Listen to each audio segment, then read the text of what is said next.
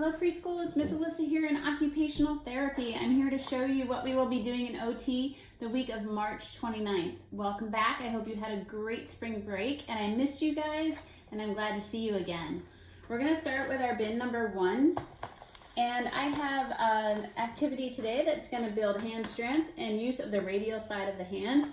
If you look at your hand, this is the skill side of your hand. We want to use these 3 fingers in isolation, and this is the stability side of your hand. So we're going to work on the skill side of our hand today using Play-Doh and a plastic knife.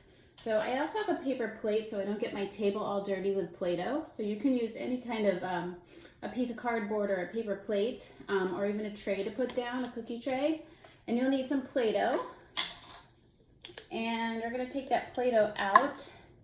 And I know you guys work with Play-Doh a lot in school in OT, but this time we're going to smush it down into a pancake on our plate.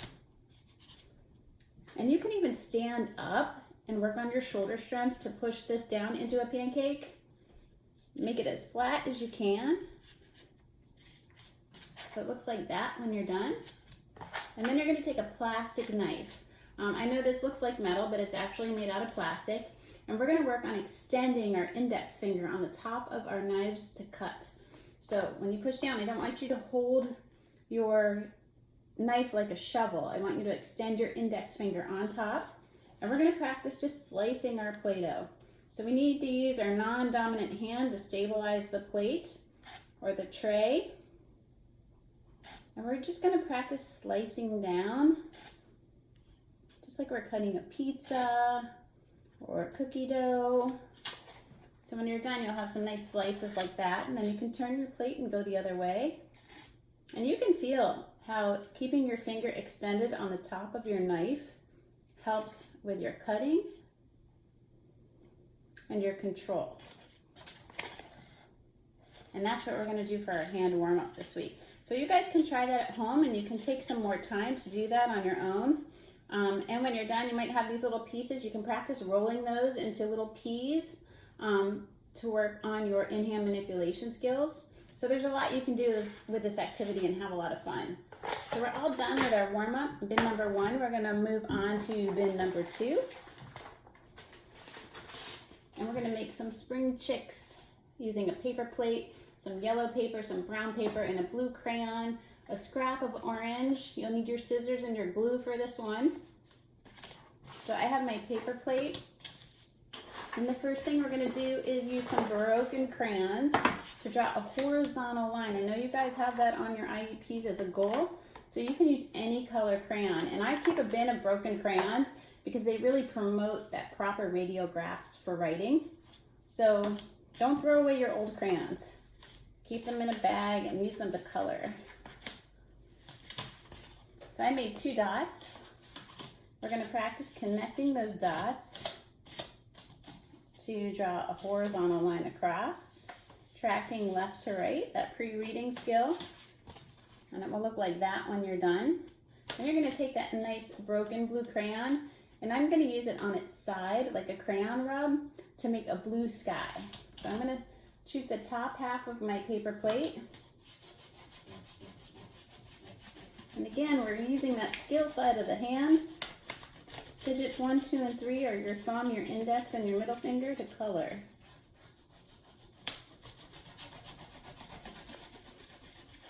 And this will really help with that pencil grasp that so many of you struggle with. So when you guys are done, you'll have a nice blue sky. If you need more time, pause the video. And then for the bottom of our plate, we're going to make a bird's nest. So this is where we practice that ripping or reciprocal movement and use of the radial side of the hand. So you'll just need a half a sheet of brown paper. We're going to rip it and rip it. Just to make the straw for our bird's nest. And you can do big pieces and little pieces. And if you want to practice your scissor skills, you can snip this as well. I probably won't need the whole half of sheet of paper, but who knows. All right, now we're going to take our glue stick, and we're going to put glue all over the bottom half of our paper plate.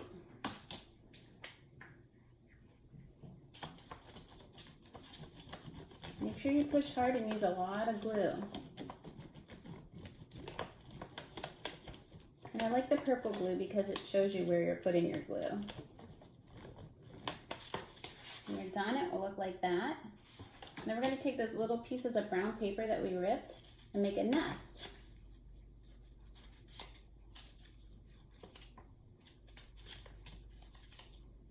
And try to do one piece at a time.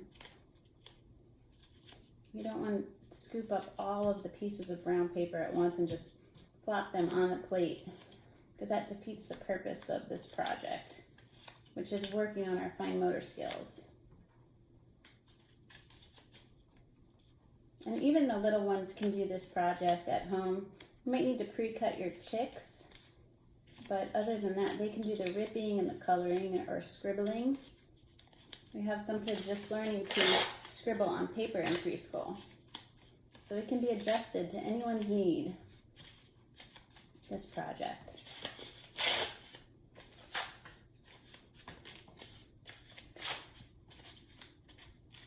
I don't know about you guys, but I have birds' nests outside of my house already, and it's so nice to see the babies hatching for spring. So when you're done, you'll have your bird's nest. Now we're going to make our chicks, our little chicks. So you'll need a half a sheet of yellow paper and something small and round to trace. I'll make sure I put that on the list. I just use the cap to a spice container. And you can actually use a marker to trace, or a crayon. So we're going to practice that folding skill. So you're going to turn your half a sheet of yellow paper vertically, take the bottom corners and bring them up to the top corners.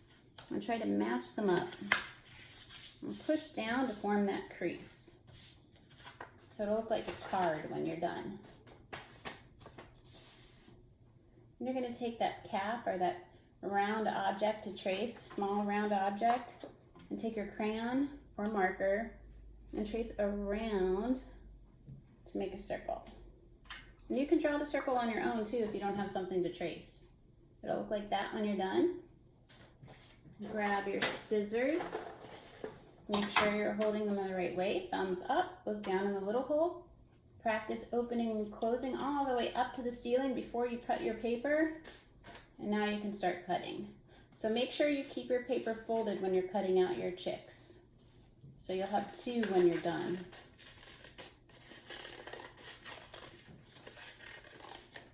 Take your time. Remember, you have to keep turning and turning the paper. So many of you guys forget to do that.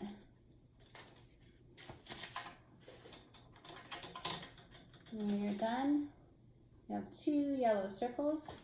Now I'm going to add a little detail that's optional.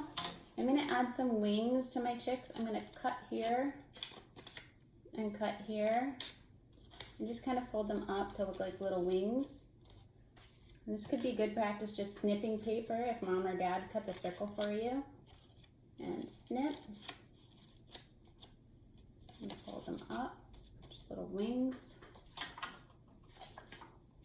Now we're going to glue them in the nest. So you might need X's for glue, so you know where to put the glue. And then put your chicks on the glue. Make sure they're facing the right way. And two little chicks. Grab your scrap of orange paper. Practice snipping to cut two little beaks for your chicks. And we're going to glue those little beaks on our yellow circles in the middle.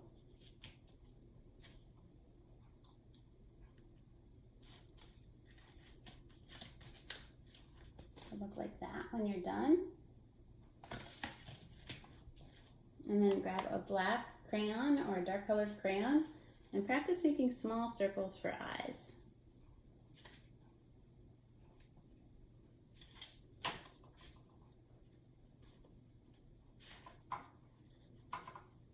And you can add any other detail you would like.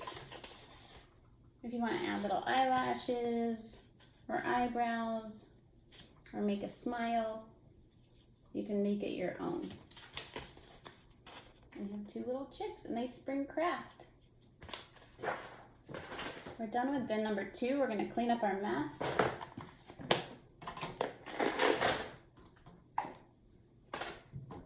And move on to buttons, snaps, and zips. So I have my vests here. Let's see what I pull out first. I pulled out snaps today. So you can practice putting this on if you're really good at doing it on the table. If not, just lie flat in front of you. Practice opening. And then really practice lining up your snaps today. Look for that little circle in the middle of one side and look for the peg on the other. Line it up using your eyes and using your strongest finger or your thumb. Push down and listen for the pop.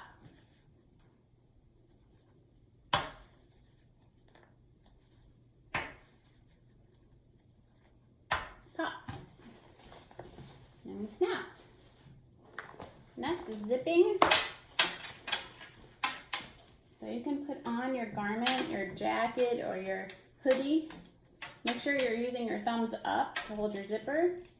Look for that little garage and that little car. Using that reciprocal movement that we used to tear our bird's nest, slide the car into the garage, all the way in, hold the bottom and pull up. And try that a couple times. You can pause the video. All right, lastly, we're going to try buttoning. And you guys are doing so good at this. Practice unbuttoning. So hold one side of the vest, and if you watch, you'll see fabric right here. See the fabric? Pull it over the button. I know you guys struggle with that sometimes. Pull it over to unbutton.